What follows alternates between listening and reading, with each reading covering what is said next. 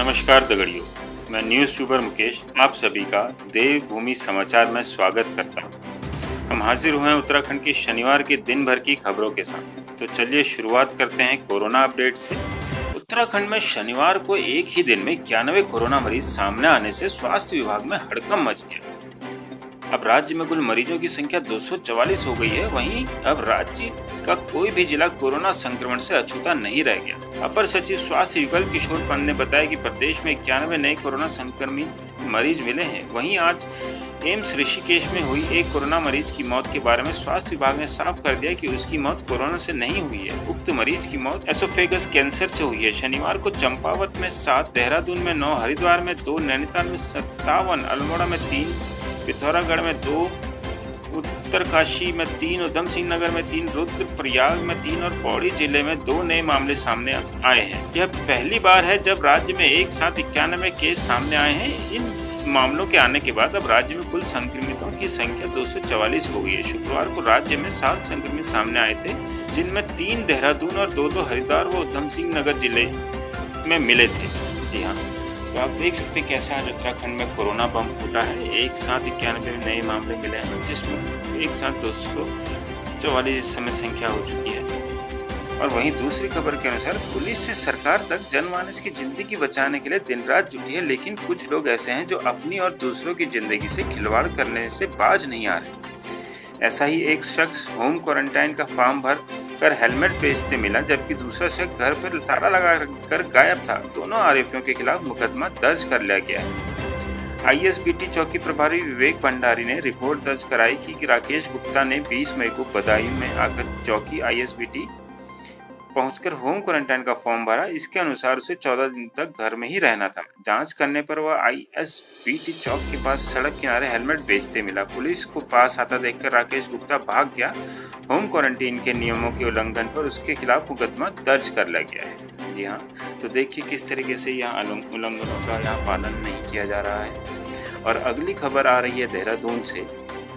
Lockdown के कारण उत्तराखंड लौटे प्रवासियों के लिए प्रदेश सरकार ने 2 माह तक सस्ता राशन देने का इंतजाम कर लिया है। 1 जून से कंट्रोल में बाहरी राज्यों से आए प्रवासियों को प्रति व्यक्ति 5 किलो चावल और प्रति कार्ड 1 किलो साबुत चना दाल मुफ्त में मिलेगी। प्रदेश में लगभग 3 लाख प्रवासियों को इसका लाभ मिलने वाला है। तो केंद्रीय खाद्य एवं नागरिक आपूर्ति मंत्री रामविलास पासवान से आत्मनिर्भर भारत योजना के तहत सस्ता राशन वितरण को लेकर राज्यों के साथ वीडियो कॉन्फ्रेंसिंग में कैबिनेट मंत्री मदन कौशिक ने प्रस्ताव रखा कि बाहरी राज्यों से लौट रहे प्रवासियों को राशन वितरण करने के लिए राशन कार्ड की शर्त वो हटाया जाए। कोरोना संकट में घर लौट रहे प्रवासी राशन कार्ड कहां से लाएंगे?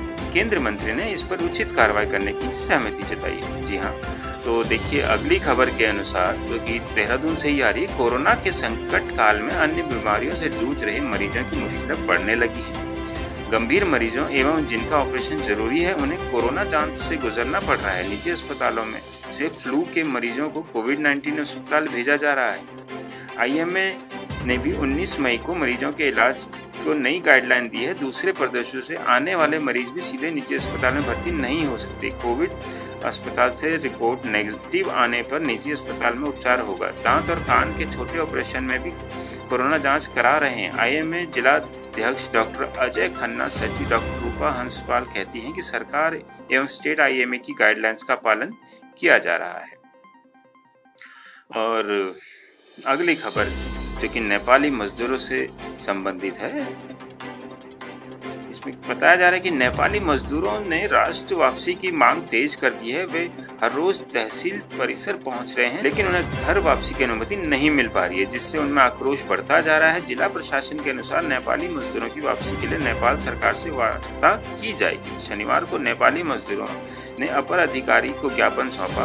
उन्होंने कहा कि कोरोना वायरस संक्रमण से बचाव और रोकथाम के लिए लॉकडाउन घोषित किया गया है। निर्माण कार्य और अन्य कार्य ठप हैं, जिसके चलते उन्हें रोजगार नहीं मिल पा रहा है। वह अपने राष्ट्र वापस जाने की अनुमति मांग रहे हैं, लेकिन नहीं मिल रही। जी हाँ, तो देखिए किस तरीके से नेपाली नागरिक भी अपने राष्ट्र जाना चाह रहे हैं और उनको भी अनुमति न मिलने का सामना भी करना पड़ रहा है। तो अगली खबर रानीखेत से है। महासंकट की इस घड़ी में नागरिक चिकित्सालय का ब्लड बैंक खुद ही खून की कमी का इलाज तलाश रहा। बच्चेदानी में तकलीफ झेल रही महिला को ऑपरेशन के मद्देनजर जब खून की सख्त जरूरत पड़ी, मरीज की जान बचाने को तीमारदार दौड़ लगाकर थक गए पर एक यूनिट की व्यवस्था न हो सकी। ऐसे में नगर के 2 युवकों ने संकट काल में महादान कर महिला को जैसे नया जीवन दे दिया। जी हाँ, तो ये ताड़ी खेत ब्लॉक के चलसिया पडोलिया के पूर्व प्रधान हरीश की भाभी कमला देवी बच्चेदानी में गांठ की समस्या से त्रस्त है। शुक्रवार को तकलीफ हद से ज्यादा बढ़ी तो उसे नागरिक चिकित्सालय ले जाया गया। चिकित्सकों ने ऑपरेशन की सलाह दी, साथ ही खून की सख्त जरूरत भी बताई, मगर नागरिक चिकित्सालय के ब्लड बैंक में रत्ती भर खून नसीब न हो सका। मां दुर्गा पूजा सेवा समिति के अजय बबली की पहल पर खड़ी बाजार के तरुण शाह व हर्षदीप वर्मा ने कमला देवी के लिए 1-1 यूनिट खून दिया। नगर के इन युवाओं की पहल को देखकर क्षेत्रवासी खूब सराह रहे हैं। जी हाँ, तो देखिए, आपके एक खून से भी किसी का जीवन दान मिल सकता है। जो ब्लड डोनेशन मेरे हिसाब से तो हर 3 या 4 महीने में इंसान को करवाना ही चाहिए।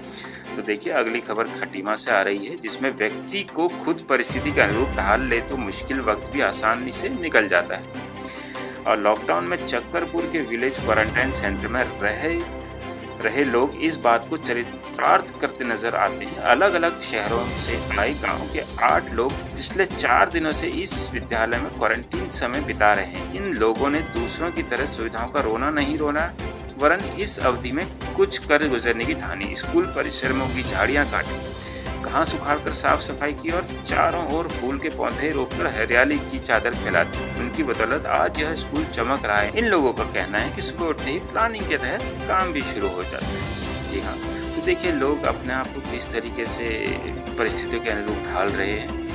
और अगली खबर की तरफ हम लोग रुख करते हैं, जो कि गोपेश्वर से आ रही है। देहरादून से अपने गांव आए एक परिवार को गांव पहुंचते ही ग्रामीणों के विरोध का सामना करना पड़ा। इस परिवार के गांव में पहुंचते ही ग्रामीणों ने उन्हें घेर कर फैसिलिटी क्वारंटाइन में रहने की जिद पकड़ ली। इस दौरान दोनों पक्षों के बीच काफी देर तक विवाद चलता रहा। प्रशासन के निर्देशों पर मेडिकल टीम ने मौके पर पहुंचकर उनका स्वास्थ्य परीक्षण किया और उन्हें होम क्वारंटाइन में रहने की सलाह दी। जी हाँ, तो गौरतलब है कि इन दिनों शहरी क्षेत्रों से लोग अपने घर आ रहे हैं। विकासखंड दशौली के बमियाला गांव में माधो सिंह रावत देहरादून से बमियाला अपने घर इस मंशा से आए थे कि वो अपनों के बीच रहकर ज्यादा सुरक्षित होंगे, साथ ही लॉकडाउन के दौरान गांव में कृषि कार्य भी करेंगे। तो देखिए किस तरह से ग्रामीणों ने इनका विरोध किया था, परंतु अंत में उनको होम क्वारंटाइन में ही रहने के लिए, जो स्वास्थ्य परीक्षण के बाद उनको मेडिकल टीम ने होम क्वारंटाइन में रहने की सलाह दी। तो चलिए अगली खबर की तरफ हम रुख करते हैं, जो कि देहरादून से आ रही है। इसे कहते हैं सरकारी व्यवस्था, न कोई पूछने वाला न ही जांचने वाला, यानी मनमानी की खुली छूट। अब ये आपका ईमान कि आप कितनी ईमानदारी दिखाते हैं। जब आका ने ही कोई दायरा नहीं बांधा तो भला सवाल जवाब करने की हिमाकत कौन करेगा और क्यों करेगा। जी हाँ, यही सच है उत्तराखंड के क्वारंटाइन सेंटरों की व्यवस्था का। आइए इस सच से कराते हैं आपका परिचय। क्वारंटाइन सेंटर में ठहराए गए लोगों के खान पान की सरकार की अभी तक कोई नीति ही नहीं है। सब कुछ मनमाफिक चल रहा है।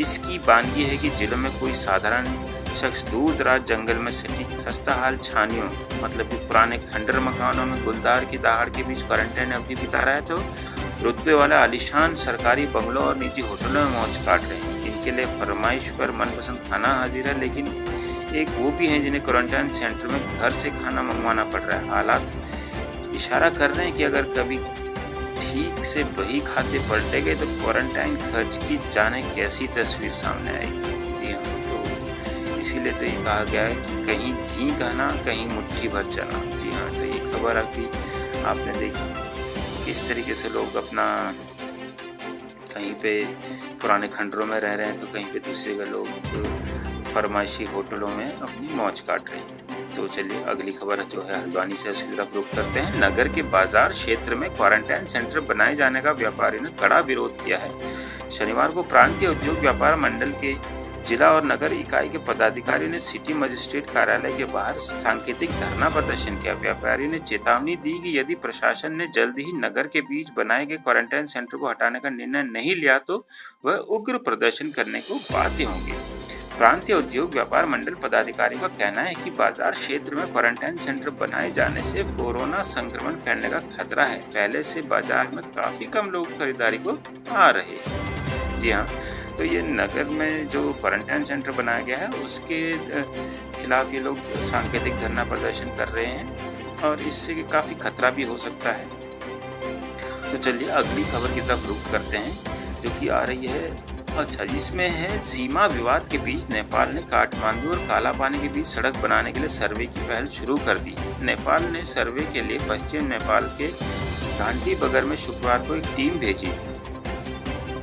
तो नेपाली अखबार में छपी खबर के मुताबिक यहाँ सेना की एक प्लाटून की तैनाती भी होगी, उसी की निगरानी में निर्माण कार्य किया जाएगा। हालांकि कहा जा रहा है कि काठमांडू महाकाली कॉरिडोर माइग्रेशन के जाने वाले नेपाली ग्रामीणों की सुविधा के लिए किया जा रहा है, लेकिन सीमा विवाद की छाया के बीच इसे सीमा पर निगरानी बढ़ाने के लिए उठाया जा रहा कदम माना जा रहा है। सूत्रों के मुताबिक कॉरिडोर के तहत पिथौरागढ़ जिले के धारचूला से सटे नेपाल के दारचूला तिंकर एक सड़क बनाई जाएगी जिसकी कुल लंबाई 87 किलोमीटर होने का अनुमान है। इससे नेपाली सेना को गश्त और आपात स्थिति में सीमा पर शीघ्र पहुंचने में मदद मिलेगी। सूत्रों के मुताबिक नैनीताल ने भारत और चीन की सीमा पर स्थित झांगुरू और तिनकर गांव के लोगों को खलंगा में स्थानांतरित कर दिया है। जी हाँ, तो ये देखिए किस तरीके से सीमा विवाद में नेपाल और भारत इसमें फंसे हुए हैं।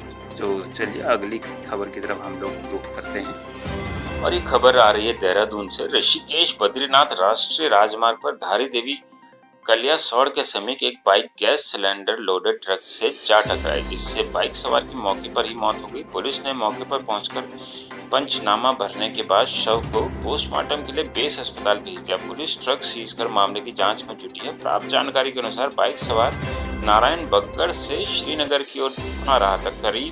शनिवार को करीब प्रातः 9 बजे कलियासौड़ के समीप बाइक विपरीत दिशा से आ रही थी। ट्रक के पीछे वाले हिस्से से टकरा गई, जिसमें बाइक सवार की दर्दनाक मौत हो गई। जी हाँ, देखिए किस तरीके से इसमें बाइक सवार को अपनी जान गंवानी पड़ी है। बहुत ही दुखदायी घटना है। तो चलिए बढ़ते हैं अगली खबर की तरफ। अगली खबर के हिसाब से 2 दिन पूर्व ही अपना 14 दिन का होम क्वारंटाइन पूरा करने वाले 55 वर्षीय व्यक्ति की शुक्रवार को मौत हो गई। मृतक का सैंपल लेकर शव पोस्टमार्टम के लिए जिला चिकित्सालय भेज दिया गया। मृतक अपनी पत्नी के साथ 7 मई को देहरादून से अपने घर दानियों आए थे। नगर पंचायत के वार्ड 1 के दानी तोप के 55 वर्षीय राय सिंह पुत्र चंद्र सिंह ने सामुदायिक स्वास्थ्य केंद्र अगस्त्य मुनि में इलाज के दौरान दम तोड़ दिया। शुक्रवार को तड़के लगभग 4 बजे राय सिंह को दिल का दौरा पड़ा। परिजनों द्वारा उन्हें सामुदायिक स्वास्थ्य केंद्र लाया गया, जहां इलाज के दौरान उनकी मृत्यु हो गई। तो एक 55 वर्षीय व्यक्ति की इसमें मौत हो चुकी है, देखिए, जो कि दिल का दौरा पड़ने से हो गई है। और अगली खबर के मुताबिक राजधानी दून और आसपास के इलाकों में अगले 4 दिनों में गर्मी बढ़ सकती है। अधिकतम तापमान में 3 डिग्री तक की बढ़ोतरी होने का अनुमान है, जिससे अभी गर्मी और उमस से लोगों की परेशानी में इजाफा हो सकता है। राजधानी देहरादून में शनिवार को चटकू धूप खिली रहेगी। वहीं उत्तरकाशी के नौगांव और बड़कोट में अचानक दोपहर बाद मौसम बदल गया। यहाँ हवा के साथ झमाझम बारिश हुई। मौसम विभाग के अनुसार फिलहाल गर्मी और उमस से राहत मिलने की उम्मीद नहीं है। आमतौर पर मई अंत तक दून में अधिकतम 40 डिग्री तक तापमान पहुंच जाता है। प्रदेश में मई अंत और जून शुरुआत में सबसे ज्यादा गर्मी पड़ती है। उसके बाद बरसात का मौसम शुरू हो जाता है, लेकिन इस वर्ष अब तक मई में तापमान 37 डिग्री तक भी नहीं पहुंचा है। उसके बावजूद दिन में जबरदस्त गर्मी पड़ रही है। मौसम विभाग ने अगले 4 दिनों के दौरान अधिकतम तापमान में 39 डिग्री तक पहुंचने का अनुमान बताया। इससे गर्मी और उमस में इजाफा हो सकता है। इस दौरान दिन में लू भी लग सकती है। तो जी हाँ, जो ये मौसम विभाग के अनुसार जो भी इस समय मौसम के हाल बयां किए हैं, तो आप लोगों से यही निवेदन है कि आप उचित हिसाब से घर से बाहर निकले और लू लगने से बचिए। तो अगली खबर के अनुसार जिलाधिकारी मंगेश घिरडियाल के स्थानांतरण रोकने की मांग को लेकर सामाजिक संगठनों व जनप्रतिनिधियों ने कलेक्ट्रेट पर धरना दिया। मुख्यमंत्री को ज्ञापन भेज सामाजिक संगठन व जनप्रतिनिधियों ने कहा कि वैश्विक महामारी कोरोना संक्रमण के बीच में डीएम का स्थानांतरण उचित नहीं है। नए जिलाधिकारी को यहाँ की परिस्थितियों को समझने में समय लगेगा। ऐसे में हल्की सी चूक भारी पड़ सकती है। केदार बद्री श्रम समिति के अध्यक्ष राजेंद्र सिंह नेगी के नेतृत्व में प्रतिनिधि मंडल ने कलेक्ट्रेट पहुंचकर डीएम मंगेश घिरडियाल का स्थानांतरण रोकने की मांग को लेकर धरना दिया। कहा कि कोविड-19 से निपटने के लिए जिलाधिकारी द्वारा बेहतर प्रयास किए जा रहे हैं, जिस कारण रुद्रप्रयाग जनपद अभी तक ग्रीन जोन में है। इन विषम परिस्थितियों में सरकार द्वारा डीएमओ का स्थानांतरण समझ से परे है। तो जी हाँ, देखिए किस तरीके से लोगों ने इस समय परिस्थितियों के अनुरूप चाहते हैं कि डीएम का तबादला ना हो, क्योंकि वो काफ़ी अच्छा कर रहे हैं अपने क्षेत्र में। तो चलिए अगली खबर जो कि रामनगर से आ रही है। घर के बाहर नहर किनारे बैठकर तरबूज खा रहे गधेड़ को अचानक चक्कर आ गया और वह नहर में गिर गया। हादसे में उसकी जान चली गई। जानकारी के मुताबिक ग्राम नारायणपुर मूलिया के रहने वाले 52 वर्षीय चंद्रपाल सिंह अपने घर के बाहर सिंचाई नहर के किनारे शनिवार की सुबह बैठकर तरबूज खा रहे थे। तभी अचानक उन्हें चक्कर आया और वह नहर में गिर गए। पहले तो किसी को पता नहीं चला कि वह कहाँ गए। किसी ने उन्हें नहर के अंदर पड़ा देखा और उनके परिजनों को सूचना दी। चंद्रपाल की पत्नी ओमवती, बेटे राजीव कुमार और विजयपाल ने उन्हें नहर से निकाला और मामले की सूचना पुलिस को दी। सूचना पर पुलिस ने शव का पंचनामा भर पोस्टमार्टम के लिए भिजवाया। एसआई कैलाश चंद्र जोशी ने बताया कि चंद्रपाल की मौत नहर में डूबने से हुई। पुलिस जांच पड़ताल कर रही है। जी हाँ, तो देखिए किस तरीके से यहाँ पर एक 52 वर्षीय व्यक्ति की मौत हुई है। चलिए रुक करते हैं अगली खबर की तरफ। देश में बढ़ती कोरोना संक्रमण के मामलों को लेकर स्वास्थ्य विभाग, पुलिस और प्रशासन सजगता से काम कर रहे हैं। ऐसे में संदिग्ध हालात में मौत के मामले में भी कोरोना टेस्ट के लिए सैंपल लिए जा रहे हैं। जिले में अब तक 6 मामले में शवों के कोरोना टेस्ट के लिए सैंपल लिए गए हैं। इसमें से 4 की रिपोर्ट नेगेटिव आई है, जबकि 2 की रिपोर्ट का इंतजार है। वहीं कुमाऊं में अब तक सिर्फ सुशीला तिवारी अस्पताल हल्द्वानी में ही कोरोना जांच होने के कारण ऐसे मामलों में भी रिपोर्ट के लिए 2 दिन का समय लग रहा है। ऐसे में अंत्येष्टि या सुपुर्दे खाक के लिए परिजनों को 2 से 3 दिन तक इंतजार करना पड़ रहा है। एहतियातन रिपोर्ट आने के बाद ही पोस्टमार्टम और अंतिम संस्कार किया जा सकता है। ऐसे मामलों में मानवीय आधार पर जल्द कोरोना टेस्ट रिपोर्ट मंगाने को लेकर कोई विशेष व्यवस्था अब तक नहीं बनी है। तो देखिए ये अंत्येष्टि के लिए इंतजार करना पड़ रहा है कम से कम 2 से 3 दिन। तो इस पर कोई ना कोई इनको कोई विशेष व्यवस्था बनानी चाहिए ताकि इन लोगों को इतना वेट ना करना पड़े। तो चलिए बढ़ते हैं अगली खबर की तरफ। जो विकासखंड पोखड़ा के अंतर्गत ग्राम मेलगांव के दिव्यांग धर्मपाल सिंह नेगी ने अपनी दिव्यांगता को अपने हौसले के सामने विफल कर अपने गांव में ही स्वरोजगार अपनाकर फूलों व सब्जी की खेती को अपनी आय का जरिया बनाया है। धर्मपाल सिंह नेगी पिछले 8 वर्षों से अपने गांव में ही सब्जी का उत्पादन कर रहे हैं, जिसे वो निकटतम पोखड़ा, सेड़िया खाल व अन्य बाजारों में बेचकर अच्छी कमाई करते हैं और साथ में 8 अन्य लोगों को भी रोजगार देते हैं। इस वर्ष धर्मपाल सिंह नेगी ने सजावट के लिए प्रयोग होने वाले ग्लोडियस फूल लगाया, जो कि इस समय तैयार है और इसका मूल्य लगभग 1,50,000 रुपए है। लेकिन कोरोना महामारी के कारण उनका फूल बिक नहीं पाया, जिससे कि उनको उसमें काफी नुकसान उठाना पड़ा। लेकिन उनका कहना है कि मैं अगले वर्ष इससे दुगनी मात्रा में लगाऊं क्योंकि इसका उत्पादन यहाँ पर अच्छा है। जहाँ पहाड़ में युवक रोजगार की तलाश में है, वहाँ धर्मपाल सिंह नेगी उनके लिए प्रेरणा स्रोत है, जो राह दिखा रहे हैं कि इस प्रकार से भी पहाड़ में स्वरोजगार अपनाकर अपनी आय को बढ़ाया जा सकता है। तो जी हाँ, देखिए किस तरीके से धर्मपाल सिंह नेगी जी जो कि किए गए प्रेरणा स्रोत कार्यों से लोग युवाओं का मनोबल बढ़ा रहे हैं। और युवाओं के लिए उनका कहना है कि आज का युवा नई तकनीक से साथ इस कार्य को और बेहतर तरीके से कर सकते हैं। चलिए बहुत अच्छी बात है, बहुत अच्छी सोच और बहुत अच्छी सीख उन्होंने युवाओं को दी है। और अगली खबर के मुताबिक लॉकडाउन 4 में छूट के बावजूद निजी ऑपरेटरों ने बस संचालन से साफ इनकार कर दिया। उनका कहना है कि 50% सवारी में चलने से चालक परिचालकों का वेतन तो दूर डीजल तक का खर्चा नहीं निकलेगा। इस मामले पर उत्तराखंड परिवहन महासंघ भी उनके साथ आ गया है। ऐसे में निजी बस सेवाओं का अभी शुरू हो पाना काफी मुश्किल लग रहा है। हालांकि महासंघ सरकार द्वारा मौजूदा किराए में 1.5 गुना तक वृद्धि पर संचालन शुरू करने की विचार करने की बात कर रही है। दरअसल लॉकडाउन के बाद से ही सार्वजनिक परिवहन पूरी तरह बंद है। इससे सरकारी और निजी संचालकों को भारी नुकसान हुआ है। लॉकडाउन के चौथे चरण में सरकार ने सार्वजनिक परिवहन को 50% सवारी के साथ राज्य में संचालन की इजाजत दी है। तो इसी के चलते जितने भी निजी बस ऑपरेटर हैं उन लोगों ने संचालन से साफ इनकार कर दिया। उनके अनुसार इसमें बस का डीजल तक का खर्चा नहीं निकलेगा। चलिए रुक करते हैं अगली खबर की तरफ। Council for the Indian school certificate examination ने शुक्रवार को ICSE व ISC की परीक्षाओं की नई तिथियां घोषित कर दी हैं। हाई स्कूल की शेष परीक्षाएं 2 जुलाई से होंगी, जबकि इंटरमीडिएट की परीक्षाएं 1 जुलाई से शुरू होंगी। काउंसिल की ओर से स्कूलों को शेड्यूल भेज दिया गया है। कोरोना वायरस के चलते आईसीएसई ने परीक्षाएं बीच में ही निरस्त कर दी थी। छात्रों का आखिरी पेपर 18 मार्च को हुआ था, 21 मार्च हुआ।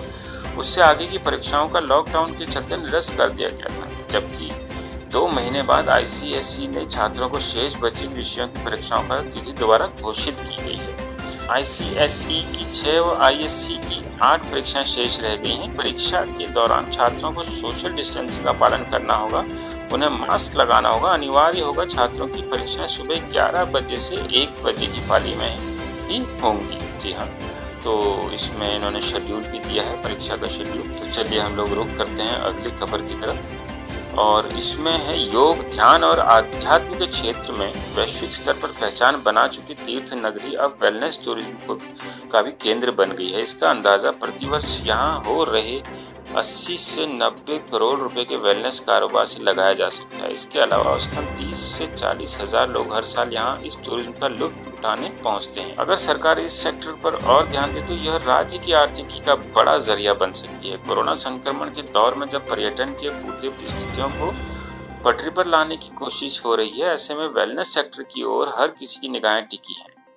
जी हाँ, ऋषिकेश, मुनि की रेती, तपोवन, लक्ष्मण झूला, स्वर्गाश्रम और आसपास के कई अन्य गांवों में मजबूत जड़ें जमा चुके वेलनेस केंद्रों के प्रति पर्यटकों का आकर्षण लगातार बढ़ रहा है। पिछले दिनों वर्षों की बात करें तो इस टूरिज्म के लिए करीब 1.5 लाख से अधिक पर्यटक ऋषिकेश क्षेत्र में पहुंचे हैं। जी हाँ, तो आप देख सकते हैं किस तरीके से वेलनेस इंडस्ट्री को यहाँ पर बढ़ाने के लिए सरकार को इसमें ध्यान देने के लिए बात की जा रही है, ताकि एक आर्थिक का बढ़िया जरिया बन सकता है। जी हाँ, तो अगली खबर की तरफ रुख करते हैं। मुख्यमंत्री त्रिवेंद्र सिंह रावत ने शनिवार को मुख्यमंत्री आवास में कांस्टेबल स्वर्गीय संजय गुर्जर की पत्नी को सीएम राहत कोष से 10 लाख रुपए का चेक सौंपा। बता दें कि कोरोना वॉरियर संजय गुर्जर की अपने कर्तव्यों के निर्वहन के दौरान सड़क दुर्घटना में बीती 5 मई को मौत हो गई थी। वह प्रेमनगर थाने में कार्यरत थे। तो ये देखिए मुख्यमंत्री ने किस तरीके से स्वर्गीय गुर्जर सिंह पत्नी को 10 लाख रुपए का चेक सौंपा। जी, इसमें उनको कोरोना वॉरियर का रूप में ये चेक सौंपा गया है। तो चलिए अगली खबर की तरफ रुख करते हैं। पूर्व प्रधानमंत्री स्वर्गीय राजीव गांधी के खिलाफ फेसबुक पर आपत्तिजनक टिप्पणी के विरोध में विकासनगर शहर कांग्रेस की ओर से कोतवाली में तहरीर दी गई है। वहीं भाजपा के हरबटपुर मंडल के सोशल मीडिया प्रभारी संजय भंभोरिया ने सीएम के खिलाफ अभद्र भाषा में टिप्पणी और झूठे आरोपों पर हरबटपुर चौकी में तहरीर दी। पुलिस दोनों मामलों की जांच कर रही है। और वहीं अगली खबर आ रही है, उत्तराखंड में जंगलों के धधकने का सिलसिला फिर से शुरू हो गया है। 4 दिन के अंदर ही जंगलों में आग की 23 घटनाएं सामने आने से हर किसी की चिंता बढ़ गई। हालांकि पिछले वर्षों की तुलना में जंगलों में आग के फैलाव की रफ्तार अभी काफी कम है, मगर जिस हिसाब से मौसम ने करवट बदली है और तापमान उछला है, उसने चुनौती बढ़ा दी है। असल में इस बार 15 फरवरी को फायर सीजन शुरू होने के बाद से मौसम निरंतर साथ दे रहा है। तो ये भी एक काफी सुकून है कि मौसम इस समय साथ दे रहा है, अन्यथा ये स्थिति कुछ और ही होती। और दूसरी खबर के हिसाब से निजी स्कूलों की मनमानी खत्म होने का नाम ही नहीं ले रही। फीस वसूली के लिए स्कूल कई हथकंडे अपना रहे हैं। अब निजी स्कूलों ने बिना 10वीं का परिणाम घोषित हुए 11वीं में दाखिला लेने के लिए छात्रों और अभिभावकों पर दबाव बनाना शुरू कर दिया है। अभिभावकों ने इसकी शिकायत शिक्षा विभाग और जिलाधिकारी से की है। National association for parents and student rights के अध्यक्ष आरिफ खान ने बताया कि शहर के कई निजी स्कूल 10वीं में पढ़ रहे छात्र छात्राओं को 11वीं में दाखिला लेने के लिए बाधित कर रहे हैं, जबकि 10वीं कक्षा के परिणाम तक जारी नहीं हुए हैं। एसोसिएशन ने आरोप लगाया कि निजी स्कूल फीस वसूली के लिए यह हथकंडा अपना रहे हैं।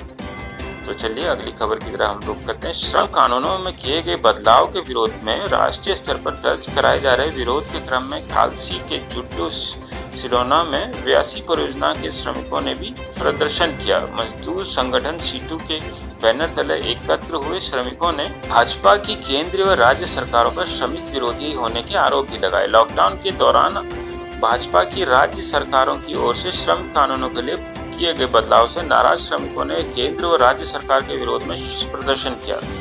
सीटू के शाखा अध्यक्ष राजन सिंह तोमर ने कहा कि भाजपा की सरकारें श्रमिक विरोधी कार्य कर रही है, इसे कतई किसी कीमत पर बर्दाश्त नहीं किया जाए। और खबर देहरादून से है। देहरादून में निरंजनपुर फल व सब्जी मंडी को 3 दिन के लिए बंद कर दिया गया है। इसकी सूचना मिलते ही फुटकर विक्रेता मनमाने दाम से सब्जी बेच रहे हैं। इससे आम लोगों के बीच सब्जी पहुंच से दूर होती जा रही है। निरंजनपुर मंडी में एक आड़ती के यहाँ काम करने वाले एक व्यक्ति के कोरोना पॉजिटिव आने के बाद मंडी में आड़तियों और कर्मचारियों में दहशत का माहौल है। सुरक्षा के मद्देनजर मंडी में अब सैनिटाइजेशन किया जा रहा है। इसके लिए मंडी समिति ने शनिवार से 3 दिन मंडी बंद का ऐलान कर दिया। आज सुबह से यहाँ दुकानों और गोदाम की पूर्णतः सैनिटाइज करने का काम शुरू किया गया। इसके बाद बुधवार को व्यापार के लिए मंडी खोल दी जाएगी। तो अगली खबर आ रही है हल्द्वानी से। लॉकडाउन की वजह से थम चुकी अर्थव्यवस्था को गति देने के लिए रेस्टोरेंट में मिठाई की दुकानों को शुरू कर दिया गया है। हालांकि अभी केवल टेक अवे और होम डिलीवरी की सुविधा मिल रही है। शहर की अधिकांश मिठाई की दुकानें खुल चुकी हैं। करीब 50% रेस्टोरेंट के शटर उठे जरूर हैं, मगर कोरोना से सहमे लोग बाहर खाने से परहेज कर रहे हैं। होम डिलीवरी का बाजार तो 20% ही शुरू हो पाया है। तो देखिए किस तरीके से इस समय अभी तक लोग सहमे हुए हैं, डरे हुए हैं। और अगली खबर के हिसाब से कम छात्र संख्या वाले और आसपास संचालित हो रहे उत्तराखंड के 10 राजकीय औद्योगिक प्रशिक्षण संस्थान मतलब कि ITI बंद होंगे। इन सभी का निकटतम ITI में विलय किया जाएगा। इसमें 6 कुमाऊं और 4 गढ़वाल मंडल के ITI शामिल जी। तो ये देखिए किस तरीके से ITI को इसमें दूसरा ITI में विलय किया जा रहा है। और अगली खबर के मुताबिक बागेश्वर जिला कांडा ब्लॉक में सड़ा गड़ा शव मिला है। शव से मृतक का हाथ और सिर गायब है। संभावना है कि जंगली जानवर से शव को नुकसान पहुंचाया हो। मृतक की पहचान खुनौली गांव निवासी चंद्र बल्लभ चंदौला वर्ष 50 के रूप में हुई है। वह मजदूरी कर अपना पेट पालता था। शनिवार को उसका शव सोराड़ी गधेरे में मिला। पुलिस ने शव का पंचनामा भरकर पोस्टमार्टम के लिए जिला चिकित्सालय बागेश्वर भेज दिया है। तो देखिए किस तरीके से ये इसमें बताया जा रहा है कि इसको जंगली जानवरों ने ही निशाना बनाया होगा। और अगली खबर रुद्रपुर से आ रही है। नगर निगम परिसर में पार्षद को गेट पर रोकना नगर आयुक्त को महंगा पड़ा। आंदोलित पार्षदों ने मेयर रामपाल सिंह को सामूहिक इस्तीफा सौंपकर नगर आयुक्त को हटाने की मांग की है। पार्षदों का कहना है कि नगर आयुक्त फोन करने पर गलत तरीके से बात करते हैं और परिसर में भी प्रवेश करने से मना कर रहे हैं।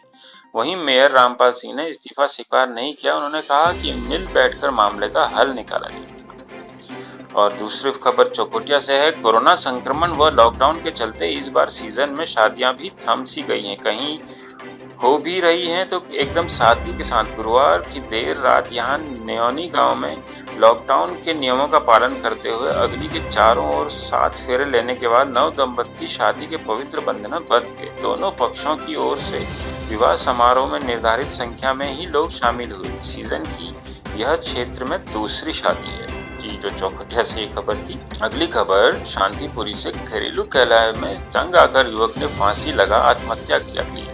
वह पत्नी से विवाद के बाद कुछ दिनों से अलग रह रहा था। सूचने पर मौके पर पहुंची पुलिस ने घटना की जानकारी दी। हाँ, तो अगली खबर हमें बता रही है पहले कोरोना संक्रमण और फिर लॉकडाउन ने अंडा उत्पादकों के साथ साथ कारोबारियों की भी कमर तोड़ दी। आलम यह रहा कि बीते 2 महीने में अंडे का थोक कारोबार 40 से 50% लुढ़क कर नीचे आ गया। होटल रेस्टोरेंट रेहड़ी बंद होने से अंडों की व्यावसायिक खपत ठप पड़ गई। इस बीच इम्यूनिटी बूस्टर के रूप में अंडे का गुण सामने आने पर कारोबार में फिर से रफ्तार पकड़ ली। यही कारण है कि हल्द्वानी नवीन मंडी ने शहर के अन्य क्षेत्रों और पहाड़ों में सप्लाई होने वाला अंडा 1.5 से 2 रुपए तक महंगा हो गया। तो देखिए इसमें किस तरीके से अंडे के भाव बढ़ गए हैं दोबारा से। और अगली खबर के हिसाब से जो देहरादून से आ रही है। मकान नाम न करने पर एक व्यक्ति ने अपनी पत्नी को 3 तलाक दे दिया। साथ ही जमीन के कागजात बताकर तलाक के शपथ पत्र पर भी हस्ताक्षर करवा लिए। महिला की शिकायत पर पुलिस ने आरोपित पति समेत सास व ननद के खिलाफ मुकदमा दर्ज कर लिया है। और अगली खबर आ रही है पेयजल के संकट से, जो कि धौलछीना अल्मोड़ा जिले से आ रही है। विकासखंड भैंसिया छाना के रीम गाँव में पेयजल लाइनों में हो रही लीकेज के कारण पेयजल संकट पैदा हो गया है। कई बार शिकायत करने के बाद भी प्रशासन लीकेज बंद कराने के लिए कोई कार्रवाई नहीं कर पाया। इसका खामियाजा ग्रामीणों को भुगतना पड़ रहा है। विकास खंड ने रीम गांव की 500 से अधिक आबादी को पेयजल मुहैया कराने के लिए ग्राम सभा द्वारा स्थानीय स्रोत से एक पेयजल योजना का निर्माण किया गया है। देखरेख के अभाव में यह योजना अब जगह जगह क्षतिग्रस्त हो गई है। इस कारण लाइनों में लीकेज की समस्या पैदा हो गई है। ग्रामीण प्रताप सिंह ने बताया कि योजना को दुरुस्त करने के लिए कई बार प्रशासन से ग्राम पंचायत को बजट देने की मांग की गई, लेकिन आज तक कोई भी कार्रवाई नहीं हो पाई है। देखिए किस तरीके से लोग परेशान हैं। और अगली खबर भी बागेश्वर से है, जिसमें एक गांव के ग्रामीण नहर का पानी पीने को मजबूर हो गए हैं। गर्मी के चढ़ते ही स्रोत सूखने लगे हैं और गांव के लिए बनी योजनाएं ठप हो गई हैं। गांव में पेयजल आपूर्ति नहीं होने से उपभोक्ताओं का पारा चढ़ गया है। उन्होंने आपूर्ति बहाल नहीं होने पर उग्र आंदोलन की चेतावनी दी है। तो देखिए किस तरीके से राज्य में अलग अलग जगह पानी की समस्या है। कहीं पर जल स्रोत सूख चुके हैं, कहीं पर पाइपलाइनें समस्या है। तो चलिए आज के समाचारों में इतना ही है हमारे पास, और आपसे जल्द ही मिलेंगे अगले कुछ समाचारों के साथ। तब तक के लिए नमस्कार, धन्यवाद।